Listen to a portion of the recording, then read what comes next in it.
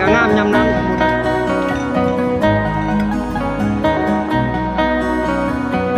สะดวกสบาย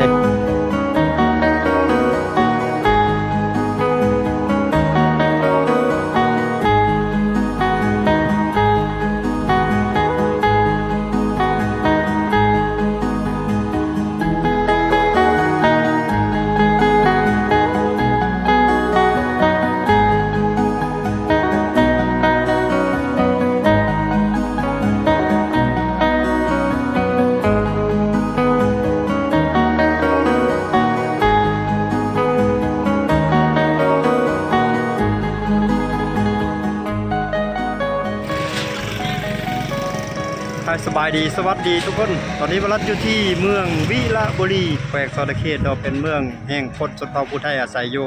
กำลังว่าจะเดินทางออกสู่เมืองเซโปนเนาะบนเส้นทาง40 กิโลเมตรตอนนี้เวลา1 โมงบ่าย1 โมงเว้นแสงแดดเซ็กๆเลยลมพัดเย็นๆทุกคนเลยหลังจากกลับมาแต่พาลูกไปกวดอยู่คลินิกที่สวรรค์เนาะเมื่อวานนี้กลับไปเบิ่งการแข่งขันเรือพายักพี่น้องก็มีคลิปวิดีโอคลิปหนึ่งเนาะถ้าเขาพี่น้องท่านใดอยากที่การมาชมก็ย้อนกลับไปเบิ่งก่อนหน้านี้เนาะที่เขาจะเดินทางนำกันได้ทุกคนเลย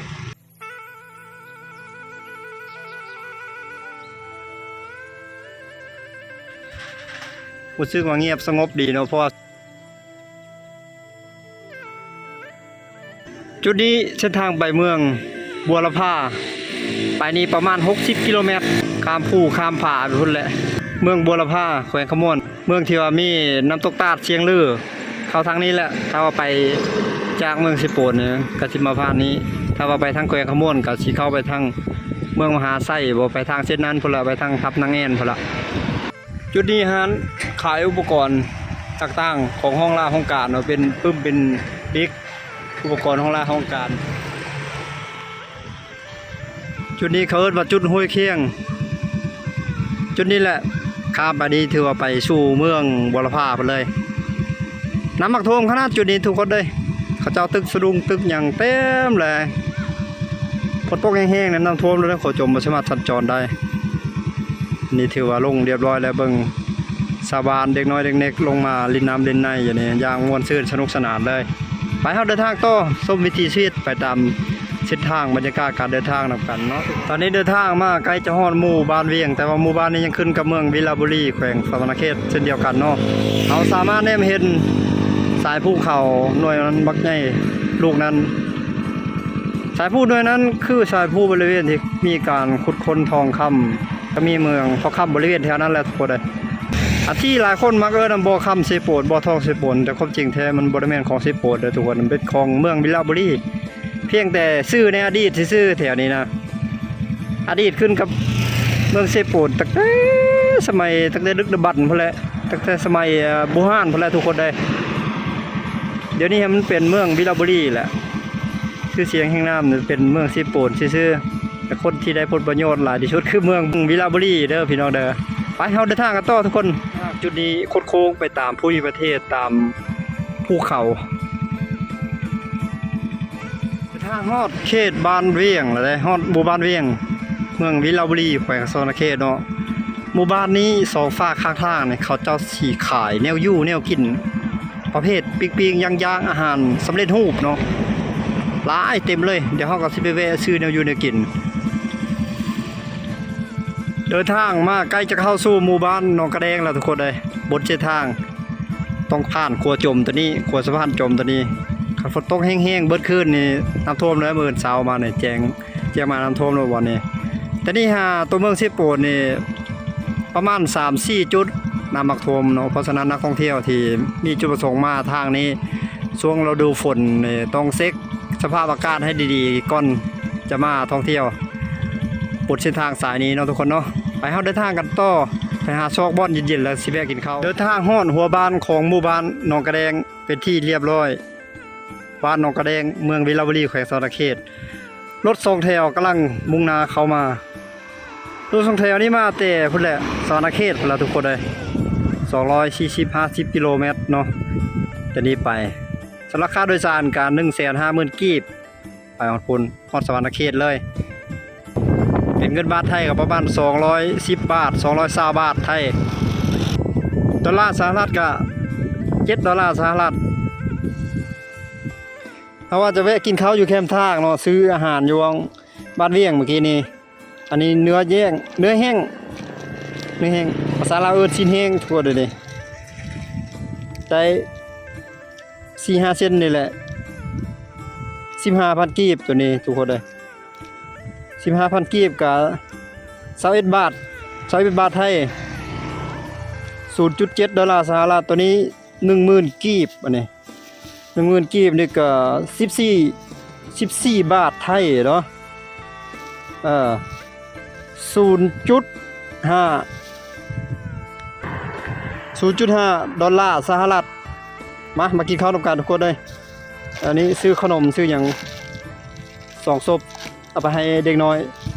นี่คือใจกลางของหมู่บ้านหนองกระแดงซึ่งเป็นหมู่บ้านของคนชนเผ่าผู้ไทย 100% มีปั๊มน้ำมันเสื้อไฟเสื้อเพิ่งนะอยู่ดีได้ตัวมีครบเนาะไปที่บ้านท่องเที่ยวเส้นทางสายนี้ก็แวะมาเติมอยู่นี่ก็ได้ที่ห้านขายเครื่องขายของอยู่จุดนี้เนาะเครื่องสำรวยต่างๆซากขะเบือยันเรือลบตัวนี้ครบ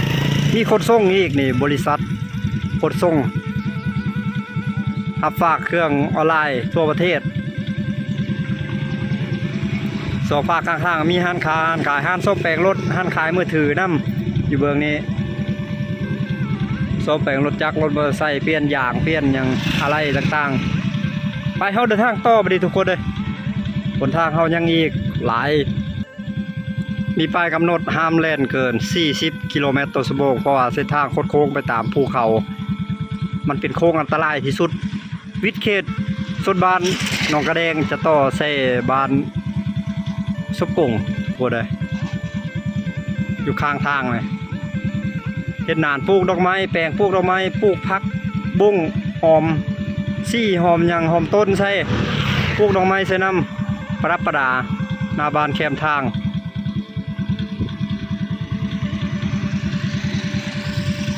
วันนี้ถือว่าปลอดฝนเนาะฝนบ่ได้ตกมื้อนี้เดินทางฮอดเขตหมู่บ้านวังย่างเมืองวิลาบุรีแขวงสวรรณเขตหมู่บ้านวังย่างนี่เป็นหมู่บ้านของคนชนเผ่าชนเผ่าบรูชนเผ่าลาวเทิงเลยตัวใดชนเผ่าลาวเทิงหรือว่าชนเผ่าบรูอันเดียวกันเนาะรถสแต็กกำลังกลับจากการส่งน้ำมันเสื้อไฟเสื้อเฟิงโอกาสเก็บกู้อบต.กับสู่เมืองเสียโปนพลหันตะเบิงเป็นหมู่บ้านที่ตั้งอยู่ตามแคมทางเลขที่28Aเนาะแล้วก็ตีนภูเขา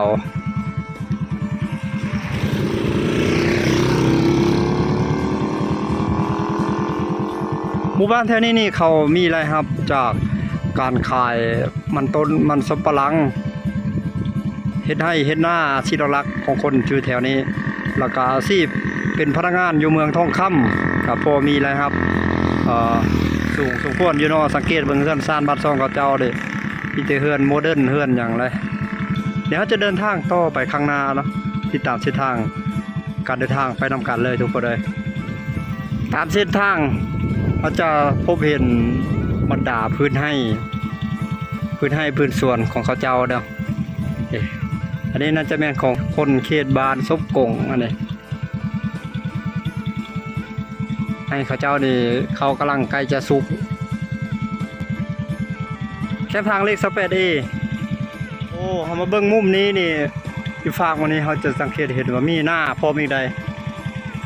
มีแปลงเข้าหน้าเขาอย่างแล้วก็แปลงเข้าให้โอ้วิวงาม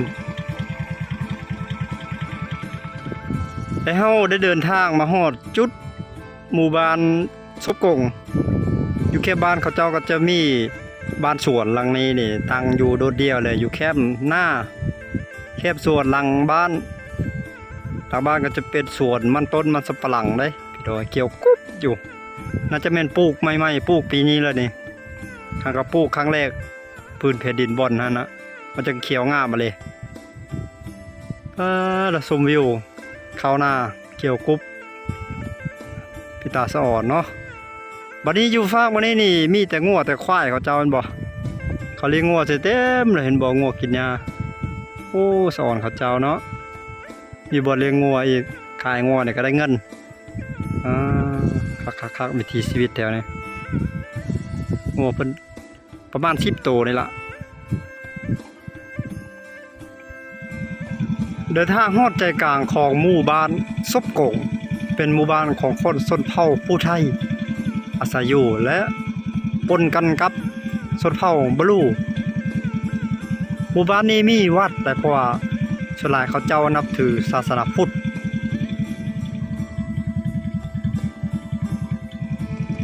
เดินทางมาฮอดหมู่บ้านแกงเต่าเป็นหมู่บ้านของชนเผ่าบลูหรือว่า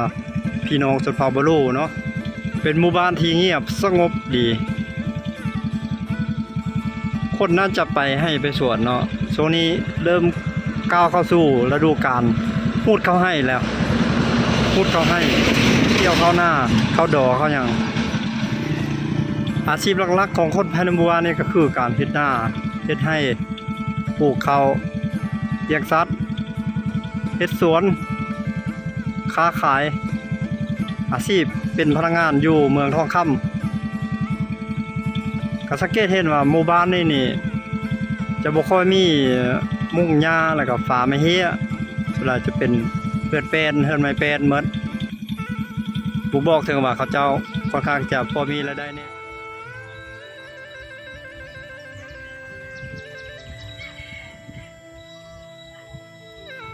มาเจอน้องอันนี้ยังว่าชื่อจาชื่อน้องลำเงินเนาะอ๋อที่บรัฐสภาไปชื่อก้อนนี่แหละซื้อขนมมาให้เพิ่นศพหนึ่งให้อยู่เฮือนบ่ศพหนึ่งนะเมื่อกี้นี่คิดว่าเจ้าบ่อยู่ป้าอยู่เฮือนศพหนึ่งแล้วก็มาให้อยู่นี่ศพหนึ่งอ๋อ มื้อนี้บ่ได้ไปไสมื้อนี้อยู่เฮือนเนาะคิดว่าไปบางค่ำไปฮ้อนค่ำบ่ได้ไปบ่บ่ได้ไปเนาะ เอาหลานชุกแล้วบ่เขาให้ยังเนาะอ๋อเอาไปก็เด้อนี่เดินทางก็เด้อโดยไปก้อน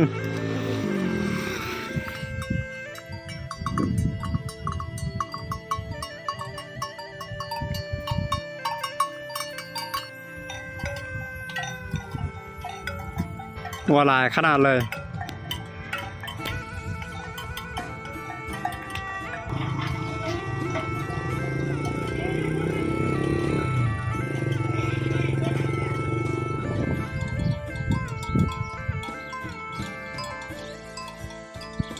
เดินทางมาฮอดหมู่บ้านโน่นสูงหมู่บ้านนี้เป็นหมู่บ้านของพี่น้องชนเผ่าบลูแต่ว่าหมู่บ้านนี้ยังขึ้นกับเขตเมืองวิลาบุรีเช่นเดียวกันเนาะเดินทางออกมาไกลเติบเลยหลายกิโลเมตรแล้วเกือบประมาณ20ปลายกิโลเมตรแล้วทุกคนเลยเพิ่นเลี้ยงแบะหลายในหมู่บ้านนี่คอกแบะของเพิ่นเขาจะสังเกตเห็นว่ามีภูเขาภูผาสวยงามข้างหน้า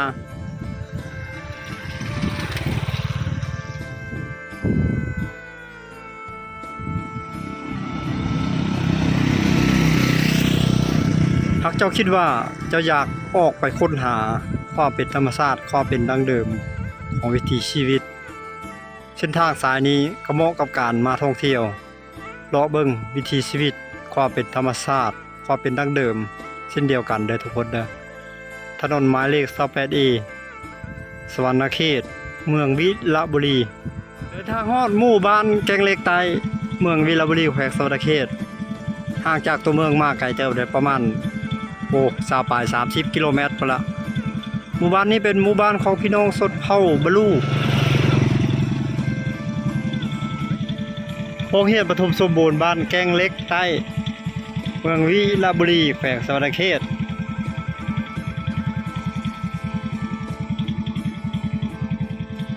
หมู่บ้านมีความเป็นธรรมชาติมีความเป็นดั้งเดิมหลายมากระบก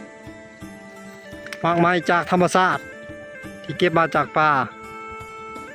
แล้วมาตอกขายเป็นกิโลมันยังตำเข้าอยู่ได้หมู่บ้านในบางคนก็ยังตำเข้าอยู่ตำเข้าด้วยโคกมือ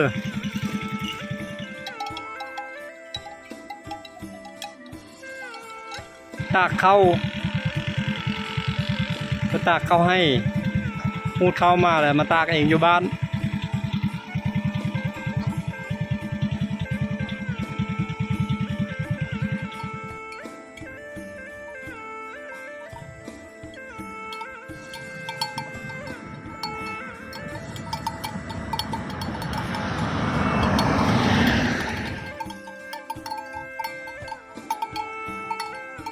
หมู่บ้านมีน้ำบาดาล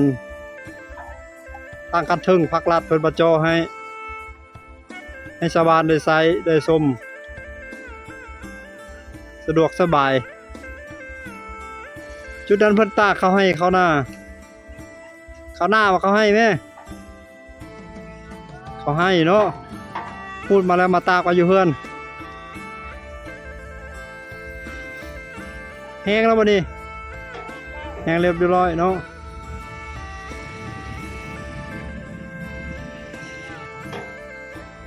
โอ้เส้นทางเฮาผ่านมากระต้าเจ้าคักเลยเนาะเป็นที่บัวเลยกระพาชีบัวงามๆสีเอาบอกเขาหรือไปตำเลย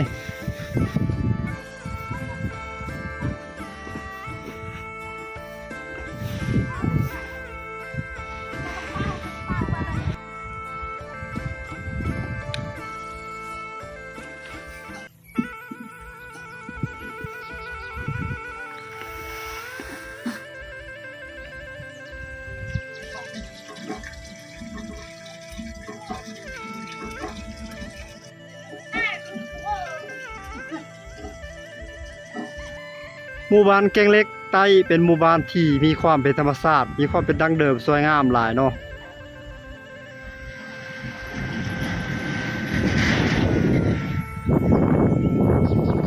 มีร้านสะดวกซื้อได้อยู่ตามแคมทางในหมู่บ้านในคักเลยเขาได้ไก่ป่าหรือว่าสัตว์ป่าเนาะเป็นสัตว์ปีกมาวางขายอยู่ในแคมทางนี่น่าจะทึกเหี้ยวทึกหยังเขาเจ้า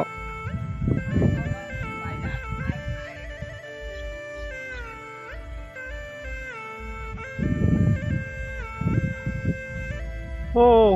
บอนนี้งามขนาดเลยวิวเลยวิวกลางหมู่บ้านบอนนี้งามคักทางก็โค้ง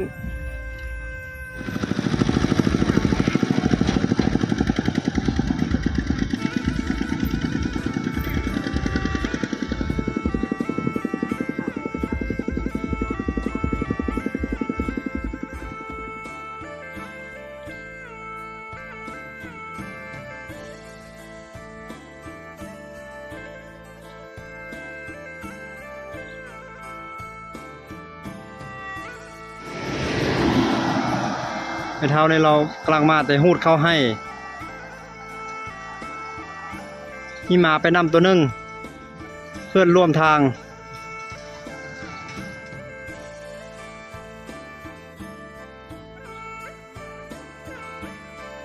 ปิดบ้านเล็กๆใต้บ้ามีแต่ฟูงแบ่อยู่แคมทางป้าแบ่เจ้าใดเลยหลายคักเลยเบิดเด็กกันสิหลายล้านเติบขายเลยเนาะเขาเจ้าปล่อยไปเลี้ยงปล่อยไปกินหญ้าอยู่ให้อยู่สวนใกล้ฮ้อนยามแรงมันก็สิกลับคืนแล้วตอนนี้เวลา 16 โมงแรงหรือว่า 4 โมงเย็นแล้วตอนนี้หลายได้ทุกคนเลยอยู่นี้เจออีกฝูงหนึ่งเนาะฝูงเมื่อกี้นี่กลับไปก่อนแล้วยังอีกฝูงที่2ฝูงที่2นี่ก็หลายสมควร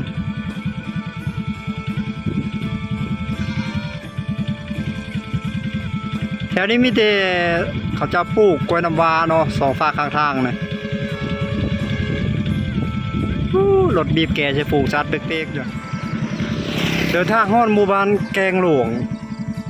หมู่บ้านนี้เป็นหมู่บ้านของคนชนเผ่าผู้ไทยแล้วก็ชนเผ่าบลูอยู่ปนกันได้หมู่บ้านนี้จะมีสุขศาลาก็มีได้แล้วก็โรงเรียนมีฮอดโรงเรียนมัธยมพุ่น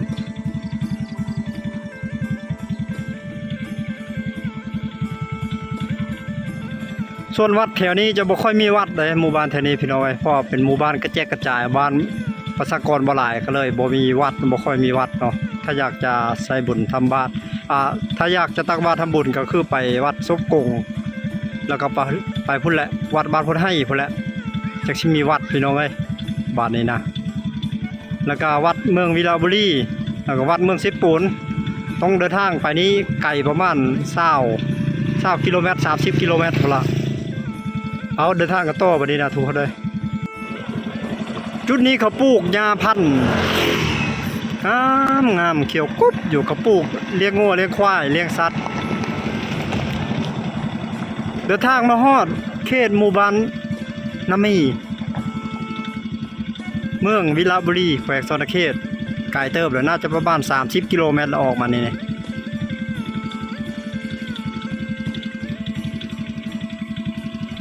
ทั้งผสมกับต้นไม้ยูคาแล้วก็ต้นข้าวเนี่ยเขาปลูกผสมกันเลยแถวรถนี่ส่วนรถนั้นจะมีแต่หญ้าสดเลยแถวนั้นเกี่ยวกุ๊บอยู่แถวนั้นเด็ดๆพี่น้องโซนนี้รถนี้นี่ที่เป็นหญ้ามันจะคล้ายๆกับคือไปเลยได้หญ้าเนี่ยมันลอยปกคลุมมาเลยเขาปลูกประมาณอายุมันประมาณ3ปีนี้แล้วนี่นะพอมันเกิดแล้วนี่บ่มีหญ้าชนิดใดที่จะชนะมันได้เลยมันคุ้มมาเลยได้พี่ดอยเขาอันนี้เขาเด็ดหัวเป็นศอกล็อกเนาะจะเป็นผู้ใดเป็นเจ้าของที่เจ้าของดินอันนี้เพื่อสร้างวันนี้จะปลูกมาอยู่ค่าปลูกเขาพี่น้องมันเป็นลักษณะเป็นแบบเครือไปเลยเลยเจ้าของสวนเขาว่ามันมีโปรตีนสูงสะอ่อนเนาะส่วนหญ้าเขาเจ้าเต็มหน่วยผู้เดินทางต่อเฮาทุกคนเลยเส้นทางยังยาวไกลเนาะเดินทางฮอดใจกลางของหมู่บ้านน้ำมีเมืองวิลาบุรีแขวงสวรรณเขตพี่น้องเอ้ยหมู่บ้านนี้นี่สิเป็นทางแดงตัดผ่านใจกลางของหมู่บ้านเลยบ่เป็นได้ทางลาดซีเมนต์ลาดยางนะแถวนี้มันบ่มีอะไรพี่น้องเอ้ยและหมู่บ้านนี้มีไฮไลท์ที่สำคัญนั่นก็คือภูเขาเขียวที่สวยงามเนาะภูเขาหรือว่าภูผาหน่วยนี้ลูกนี้เขาเอิ้นว่าผาขะยอบ้านนี้เป็นหมู่บ้านของคนชนเผ่าผู้ไทยและก็ชนเผ่าบลูอยู่ปนกันส่วนวัดนี่ก็บ่มีนะพี่น้องถ้าอยากใส่บาตรก็คือว่าแหละต้องไปพุ่นแล้ววัดศพโกงหนองกระแดงก็บ่มีวัดเนาะไปพุ่นแล้ววัดอยู่ตัวเมืองวิลาบุรีแล้วก็ตัวเมืองสีโปนพุ่นแหละเดี๋ยววัดบ้านพุ่นให้เมืองสีโปนพุ่นละเดี๋ยวเขาจะเดินทางไปออมตีนผู้ตีนผาไปเบื้องนั้นพุ่นละไปสู่หมู่บ้านผาขะยอ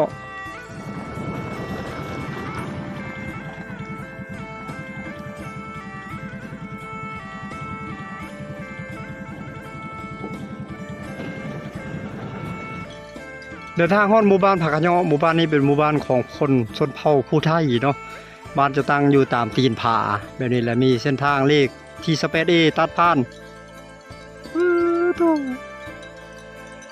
ผาขะยอนี่แหละก็เอิ้นผาขะยอทุกคนเลยบ้านหลังนี้กำลังสร้างขึ้นใหม่เนาะงามๆเลยงัวเพิ่นหลายๆเลยกินหญ้าหน้าบ้านโอ้แล้วพุ่นก็มีซากหนองภาคนั้นก็มีใจกลางของหมู่บ้านก็สิเป็นประมาณนี้เนี่ยก็จะมีคนรวยคนจนปนเปกันหมู่บ้านนี้เป็นหมู่บ้านที่ว่ามีไฟฟ้าใช้ตั้งแต่โดดๆแล้วเลยขึ้นมือถือขึ้นอินเทอร์เน็ตก็มีครบเนาะโรงเรียนบ่มีแต่ชุกสลาอยู่บ้านนี่ต้องไปเข้าอยู่พุ่นละทางแบกแกงหลวงถ้าจะเข้าห้องหมอไปเจ็บเป็นไข้ก็ไปห้องหมอเมืองวิลาบุรีหรือว่าห้องหมอเมืองสิโปนก็ได้เนาะหรือว่าถ้าอยากไปแต่ชุกสลาไปชุกสลาซุมมี่นี่ก็ได้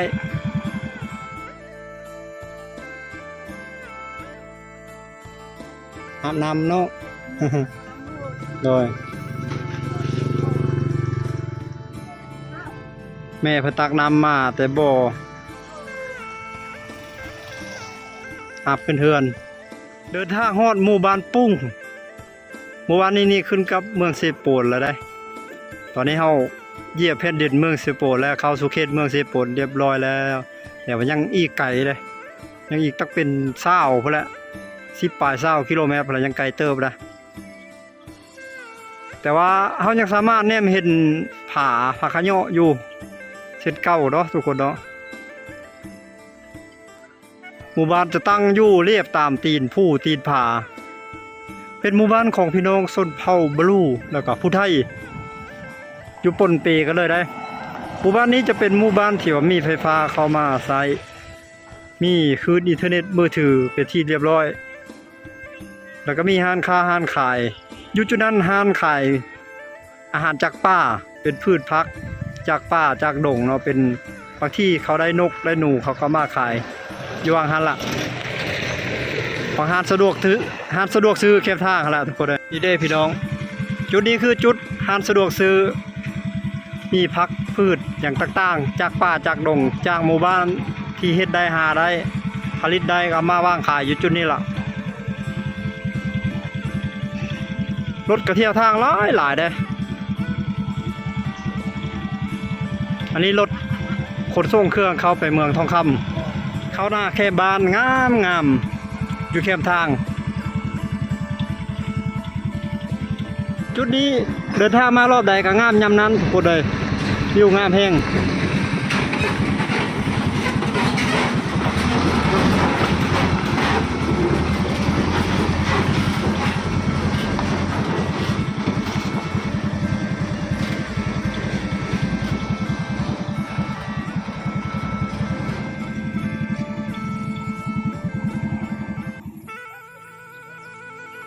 พระเจ้ากำลังกลับจากกาดไปให้ไปสวนไปหน้า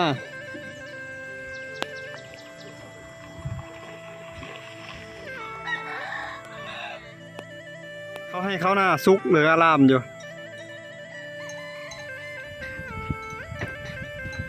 คอกงัวเพิ่นเฮ็ดในแคมทางนะคักเอาเลย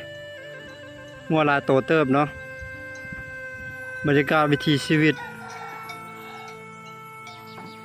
โอ้ข้างหลังของหมู่บ้านคักอะไรงามมีพื้นเข้าให้พื้นเข้าสวน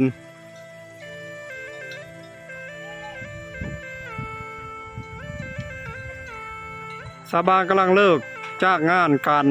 หูดเข้าให้เข้าสวน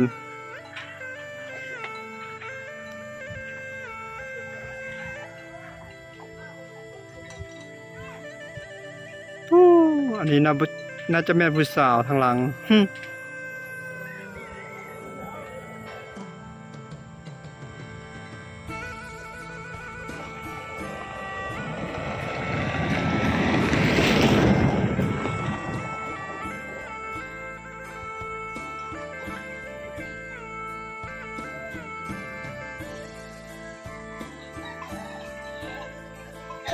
มาทางหุดเขาไกลจะแล้วหรือบ่โดยแล้วไว้เนาะหลายคนใครเนี่ย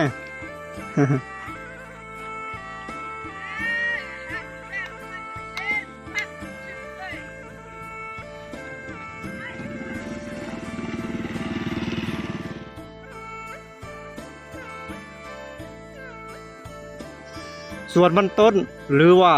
มันสำปะหลังในภาษาไทย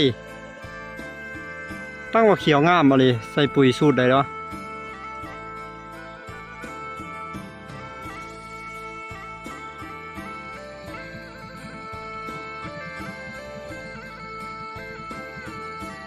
สวยงามหลายเดินทางฮอดหมู่บ้านซบมีเมืองเซโปนแขวงสวรรณเขตหมู่บ้านนี้เป็นหมู่บ้านของพี่น้องชนเผ่าบลูตอนนี้สถานการณ์สภาพดินฟ้าอากาศเลยคือฝนสิตกแล้วมืดกึบอยู่ได้พี่น้องเอ้ยเส้นทางของเฮายังอีกประมาณ16-17 กิโลเมตรก็จะถึงตัวเมืองเซโปนแขวงสวรรณเขตเดี๋ยวเดินทางกันต่อทุกคนเลยตอนนี้สถานการณ์ดินฟ้าอากาศก็ยังมืดอยู่ได้คือฝนสิตกเลยเมื่อวานนี้ฝนตกแห้งอยู่เขตนี้ล่ะเดินทางฮอดหมู่บ้านแก่คึบอันนี้คุ้มน้อยหมู่บ้านชนเผ่าบลูหรือว่าพี่น้องชนเผ่าบลูหมู่บ้านนี้ผู้คนนับถือผีวัดบ่มีได้พี่น้อยอาชีพหลักๆของคนภายในหมู่บ้านนี้ก็คือการเฮ็ดหน้าเฮ็ดให้ปลูกไม้ยูคาไม้วิกสวนยางพาราเลี้ยงสัตว์ค้าขายแล้วก็เป็นพนักงานหรือว่ากรรมกรอยู่โรงงาน อยู่ในเมืองพุ่นละไปเฮาเดินทางกันต่อบัดนี้ทุกคนเด้ยเดินทางมาฮอดตัวเมืองเซโปนเป็นที่เรียบร้อยทุกคนเลยโอ้ฝนยิ้มย่ำเลยตอนนี้ฝนสิตกแล้วพี่น้อยแม่นอีหลีคือฝนสิตก